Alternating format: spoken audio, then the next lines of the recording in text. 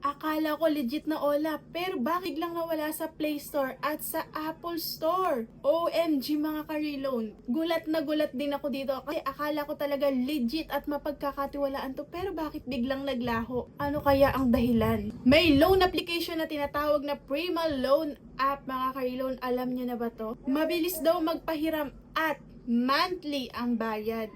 Pero bakit biglang nawala? Kasi ang ganda naman, 'di ba? Ang dami niyang good feedbacks na nababasa ko dati. Kaya nga napa-download ako nito mga ka-reloan. Tinanggal ba 'to o may tinatagong issue? Sa video na 'to mga ka-reloan, aalamin natin kung talaga bang legit si Prima Loan App o dapat din itong iwasan, lalo na nga at natanggal na raw ito. So ikaw ba ka-reloan, meron ka bang utang dito? Mag-comment ka naman diyan kung ano yung experience mo. Meron ka ba ditong due date at patuloy ka ba nilang sinisingil kahit wala na sila sa Play Store?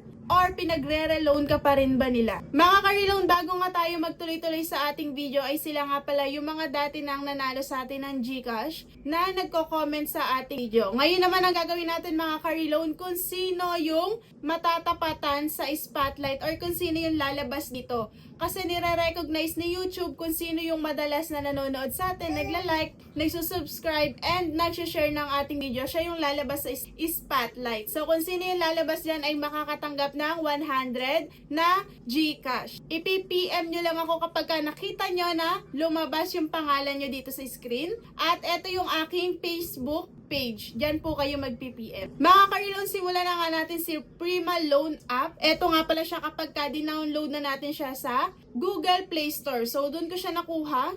Last week pa to kasi. Inaantay ko lang talaga. Basta may inaantay pa ako kung bakit hindi ko pa to ina-upload. Pero laking gulat ko nga ay eto na nangyari sa kanya. Si Prima Loan Online Peso Loan App ay naka-under kay Prima Fintech Philippines Lending Application. So siya ay merong 4.8 na star and meron siyang 287k na reviews. So kung tutuusin ay maganda yung kanyang standing kasi 4.8 stars to mga ka-reload. At sabi nga niya dyan, up to 0.095% daily interest at highest loan amount niya ay 35,000 with one valid government issued ID, increased credit limit with reborrowing. And dito tayo pwedeng mag-cash out sa kanya, easy cash out and payback daw siya. No harassment and goodwill reminders only. So hindi siya nang-harass pero meron siya mga reminders kapag hindi na tayo nagbabayad sa kanya or malapit na yung ating due date sa kanya. Pagka-download nga natin sa kanya mga ka-reloan, eto na yung lalabas sa atin, yung kanyang terms and condition. At ayan, mag-agree na tayo dyan. Kukunin niya yung ating personal number, SMS, installed application, camera, and data storage. Mag-agree lang tayo dyan. After natin doon mag-agree, then i-welcome na tayo ni Prima Loan App. Bago daw tayo mag-agree dito, ay basahin nyo muna yung kanyang terms and condition. Yun naman din yung palagi kong sinasabi sa inyo mga ka-reloan, para hindi tayo mamroblema sa bandang huli ay lagi nating unawain yung kanilang terms and condition. And disclaimer lang po sa lahat ng nanonood sa atin, hindi ko po kayo inuobliga or hindi ko po kayo inaaya na mag-loan dito sa mga loan application na to. Nasa sa inyo pa rin po ang pasya. Ang video natin ay ginagawa lang para makapagbigay sa inyo ng education or may pakita ko rin sa inyo yung process ng mga loan application na to at masabi ko rin sa inyo kung ano ba yung experience ko dito, kung pasado ba ito sa akin or hindi. Pero tandaan nyo po, hindi ko po ito pinopromote, hindi rin po ako agent ng mga loan application na to. At ayun, mag-agree na nga tayo dyan mga ka-reloan. Ito yung kanilang pinaka-homepage, ayan, Prima Loan Quick Login. Highest loan amount up to 35,000 pesos nga daw and maximum annual percentage rate ay 34.68%. How to apply, yun yung makikita natin dyan. And yung customer service nila ay Monday to Saturday from 9 a.m. to 6 p.m. At ayan nga, meron pa nga silang no operations. Beyond office hours and Sundays sila nag-ooperate yan. Kaya parang ang ganda, di ba? Meron silang maayos na, alam mo yon, parang meron silang maayos na rules. Kasi yung ibang loan application, talaga naman anytime, kahit anong oras talaga makakapag-loan ka sa kanila. Lalo na yung mga illegal. Totoo yun, di ba? At bilis-bilis sa kanilang makapag-apply talaga. At ayan, maglagay na tayo dyan ng ating contact number para makakuha tayo ng verification code. Ilagay lang natin dito yung verification code na sinend sa atin and i-input na rin daw natin yung ating email. So, kailangan ng email dito kasi hindi ito magpo-proceed kapag hindi natin ito nilagyan. Akala ko nga kasi mga ka-reload ay super legit talaga siya, kaya totoo talaga yung mga nilagay ko ditong details and pati yung aking Gmail nilagay ko rin dito. At nagbalik lang ulit siya sa kanyang homepage. And ayan, how to apply for a loan. Pindutin lang natin yung mga ka-reload or yung go sa taas. At eto yung lalabas yung ating basic information. So yung ID type natin, select lang natin yan. Eto yung mga ID type na tinatanggap niya. SSS card, postal ID, driver's license, GSIS, PRC, national ID, Pag-ibig, UMID, passport, PhilHealth, voters ID, Teen ID, and more ID na nakalagay. Pero yung voters and Teen ID nakalagay dyan, not recommended na daw. Nilagay pa kung not recommended naman pala, no? And ayan, i-input na natin yung ating ID number. Pagkatapos nun ay picturean yung ating ID, likod at harap, yung ating pangalan na makikita rin sa ID natin. Yung middle name naman ay optional lang. Yung ating last name, yung ating gender, yung ating birth date, at yung ating contact email. Sabi nga dyan ay please enter full name which must be the same as the ID uploaded. Otherwise, cash out will be failed. So kapag na-detect ni Prima Loan na hindi magkamukha yung pangalan natin sa ID na pinicture natin ay hindi tayo dito maa-approve. Ang higpit, no? And additional information, lumabas na dito yung ating religion, yung ating marital status, family monthly income, detailed amount of, quantity of children, highest education, present address, present detail address, length of residence, housing status, Facebook name, optional lang naman yan, purpose natin ng panghihiram, at yung ine-expect daw natin na credit amount. Kapag kinlik naman natin yan mga ka-reloan ay lalabas na rin naman nandyan yung mga pamimilian. So dito naman sa ating education, meron din naman ditong nakalagay na not educated or yung mga hindi nakapag-aral. Kapag tinash nyo yan mga ka-reloan ay automatic naman ang lalabas yung ating mga pwedeng isagot. Kaya hindi na rin kayo mahihirapan. Kanina, additional information. Ngayon naman, extra information. Ito naman ay tungkol sa ating employment status. Yung trabaho natin, describe your job, optional lang naman yon, income in recent 3 months, detailed amount, and contact reference na 3. At kailangan daw, para mas mataas yung rate ng pagpasok kay Prima Loan ay pwedeng magulang natin, yung couple natin. Yun yung mga nire-recommend niya na ilagay natin dyan. Doon naman sa employment niya, nakalagay din naman dyan ay may no work or no business. So, pwede rin dito yung wala kang trabaho. Ayan, information, authentication, lalabas na ditong loan period. Meron siyang 91 days, meron siyang 180 days, and meron din siyang 365 days. And ito yung loan amount. May 33,000, may 34,000, and meron siyang 35,000. And yung repayment plan na nakalista sa kanya ay first due date niya ay April 23. Since March 23 ko ito dinownload or nag-apply. Ayan, ito yung mga loan amount niya. Ang dami yung pamimilian. 1,000 yung pinakamababa. Yan lalabas dyan. Then mag-confirm na tayo dyan. And yung 91 days na yon ay 3 months siya. So, 3 buwan siyang mahati. Ito yung repayment amortization schedule natin. First payment natin, April 23, second, May 23, and yung last naman ay sa June 23. So, 3 months nga naman siya talaga. Pero, 33% ang interest per month mga ka-reloan ha. Per month po itong 33% na interest na to. 33, 33, and 34%. And ayan yung ating cash out option kapag nakapili na tayo ng amount and yung loan period. Lalabas na yung ating add cash out option. Kailangan daw yung ilalagay yung account ay yung sarili nating account. Make sure lang the cash out ay sa atin talaga. Ito yung mga pwede bank, M. Louvillier, RD Pawn Shop, GCash, GrabPay, at saka PayMaya. Ayan, your updated contact lalabas naman to. Please make sure the above update is correct. So, i-confirm yung mabuti kung tama ba talaga yung number na ilalagay nyo dito. Then, confirm na natin yan. And, meron tayong information, authentication ulit na sasagutan dito. Yung given name, middle name, nilagyan ko na rin. Surname, ayan, pat email, cash out accounts associated email. And i-retype lang natin yung ating email.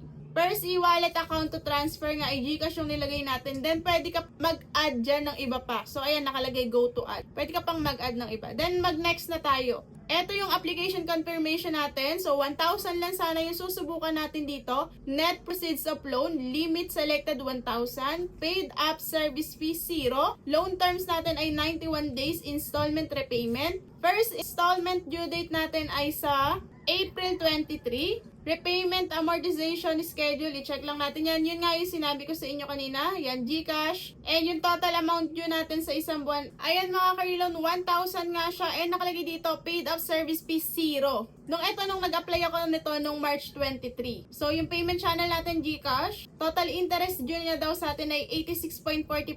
So nominal interest rate lang niya is 0.095%. And the effective monthly rate is 2.85.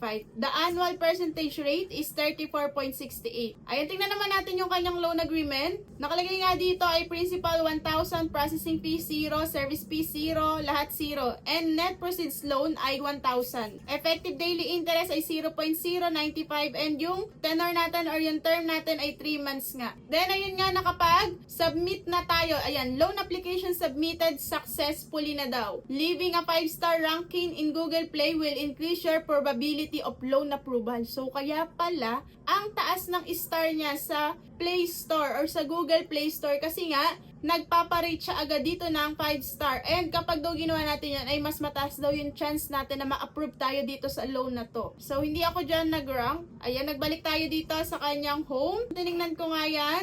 Nadagdagan na yung total credit limit, 50,000. Freeze limit, 1,000. Naka-freeze daw yung 1,000. And ayun, may ongoing orders ako na isa. At yun nga yung 1,000. Ayan, our credit approval process may take up to 24 hours daw. So, nag-intay pa ako. If not approved, you can resubmit the application after 4 to 7 days. So, 23 ngayon, 30, pwede natin subukan. So, ayan, antayin nga natin. At ayun nga mga ka-reloan, hindi niya ako in-approve. At nakalagay na dito nga ay ineligible ako at time. So, 1,000 daw yun. Hindi pa raw ako pwede. Basta na-deny ako dito. And, ngayon nga mga ka-reloan, April 1, subukan ko ulit mag-reapply sa kanya. At nakakagulat mga ka-reloan. Eto, ang hindi ko inakala. Ayan, ongoing orders natin 0. Ayan, punta lang tayo dyan. And mag-to-borrow tayo. Kasi nga, nawala na daw siya sa Play Store eh.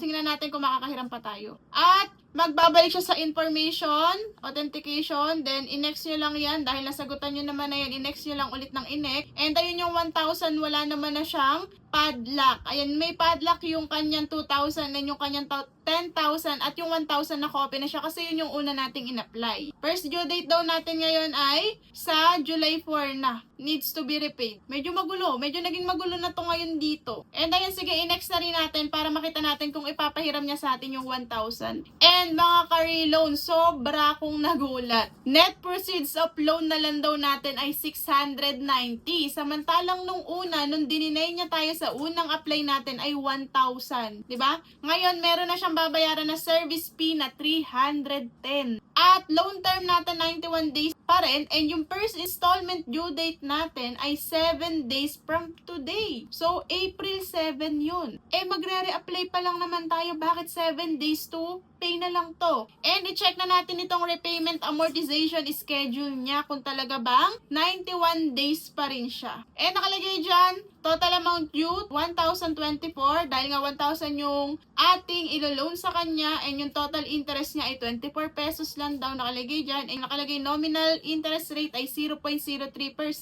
And effective daily rate ay 0.36% and effective monthly rate ay 10.68%. Then, i-check na natin yung repayment amortization schedule niya mga ka-reloan. Ayan. Check na natin at eto yung kanyang amortization schedule mga ka-reloan. Dahil nga ang papasok na lang sa atin ay 600 plus dahil meron siyang 310 na service fee which is ang laki. At ang unang pagbabayad natin ay sa April 7, yun ay 666. And yung second installment natin ay sa April 14. So another 7 days ulit, 205 naman yung babayaran natin. And yung pangatlo natin ay sa April 21, 72 pesos na lang. Sa susunod na pagbabayad natin ay sa May 5 na siya. Another 7 days ulit. Another 10 days naman na sumunod ay 21 pesos na lang. Then, 14 days na ay 21 pesos na lang. Yung sa panlibang pagbabayad natin ay sa May 19. And susunod naman ay sa June 2. Patagal ng patagal yung kanyang due date. Ay, yung galing, nakakaloka. Ang galing ng strategy. 21 pesos na lang. And yung final na pagbabayad natin ay sa June 30 na. Halos 1 month na ulit bago mag-due date. 18 pesos na lang. Nakakaloka ka, Prima Loan. Grabe. Ayan yung kanyang amortization. Pero ang marireceive nyo lang ay 690 kung itutuloy natin to. So, i-check na natin. I-compute natin mga ka-reloan. 606 plus 205. Putin natin. Tip na, bebe. Na. Uy! 6 plus 205 plus 211. Kapag pinag-plus-plus nga lang natin yung nasa monthly amortization na yun ay 1,024 nga lang, which is 1,000 ngay utang natin. Pero hindi totoo na ganun lang kababa yung interest kasi nga may 310 na kaltas yung 1,000, hindi natin siya buong makukuha. So kung gusto natin malaman yung kanyang total interest, eto siya. Bebe! Eto siya mga ka-reloan kapag hinimay-himay natin para makita natin talaga. Ayan, 1,000, natanggap natin 690 lang. Yung service fee natin ay 310. Total na babayaran natin ay 666, 205, 72, 42, and 39 pesos. Ang kabuuan nga nun ay 1,024. Ang total na natubo ay 334, yung tutubuin sa atin ay Prima Loan. Reality check tayo mga ka-reloan, mukhang maliit dahil paunti-unti ang bayad, pero ang totoo halos 20% per month ang interest at 48% na total na tubo. Na 334 sa 690 pesos. Halos kalahati yung tinubo niya sa atin. So yun lang mga ka-reloan. Yan ang tungkol kay Prima Loan. Kaya pala nawala siya sa Google Play Store. Hindi na natin siya ma-download kasi tingin ko sa una talagang nire-reject niya. Then sa pangalawa ganito na ang sistema niya. Kasi nga nung una na-reject tayo. Yun lang mga ka-reloan. Maraming salamat sa panonood. Kung may experience kayo kay Prima Loan app, paki-comment nyo na rin dyan para makatulong na rin tayo sa ibang viewers. And i-like nyo na rin ang video natin na to. Mag-subscribe and i-share nyo na rin. Yun lang, maraming salamat. Salamat sa panonood. God bless you all. Sana ay makahon na tayong lahat sa pagkakautang natin and iwasan natin yung tapal-tapal system. Yun lang, God bless you all.